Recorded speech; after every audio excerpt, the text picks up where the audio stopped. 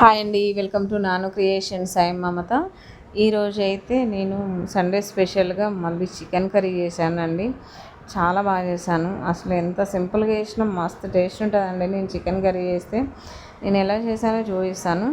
First అయితే chicken శుభ్రంగా clean చేసుకున్న తర్వాత అందులో వేయాల్సిన ఇంగ్రీడియంట్స్ అన్నీ వేసి మంచిగా మ్యారినేషన్ చేసి పక్కన పెట్టేసుకున్నాను. ఇక్కడైతే కూర చేస్తున్నాను. దానికి నేను ఒక 3.5 స్పూన్ల వరకు ఆయిల్ తీసుకుంటున్నానండి.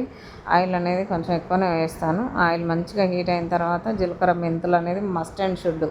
జీలకర్ర మెంతులు ఖచ్చితంగా వేస్తాను. తర్వాత ఒక ఎండుమిర్చి వేసుకుంటాను.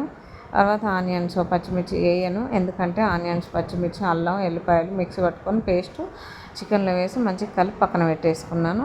అలాంటప్పుడు ఆనియన్స్ వేయం కదా అండి, ఇక అందుకని చెప్పేసి నేను డైరెక్ట్ చికెన్ వేసేస్తున్నాను. మసాలాలన్నీ పట్టించాను.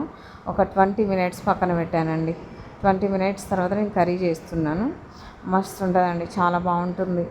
ఈ రైనీ సీజన్ కదా, bagara rice, chicken curry super taste ఉంటుంది. అయితే మామూలుగానే చాలాసార్లు తెచ్చుకుంటాము వారంలో. ఇక రైనీ సీజన్ అయితే ఇక ఫుల్ మంచిగా తెచ్చుకుంటాం అన్నమాట.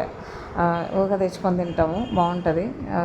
స్పైసీగా చల్ల చల్లగా వాతావరణం, స్పైసీగా ఫుడ్ ఎంత బాగుంటుంది చూడండి. ఇక్కడైతే నేను చికెన్ వేసి మంచిగా కలుపుతున్నాను.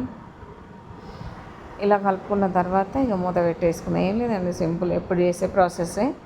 కాకపోతే ఇక చూడండి, మంచిగా ఫ్రెష్ ఇంగ్రీడియంట్స్ వేసుకుంటాను నేను ఎప్పుడైనా సరే.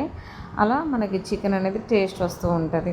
ఎప్పటిదో 10 రోజులు అల్లం ఉందిలే అది వేసేద్దాము, అల్లం కొంచెమే ఉందిలే ఇది సరిపోతుంది, లేదంటే మసాలా లేదులే వేయకుండా ఏం కాదు, ఇలాంటివన్నీ మిస్టేక్స్ చికెన్ బాగుండకపోవడానికి గల రీజన్స్ అనమాట.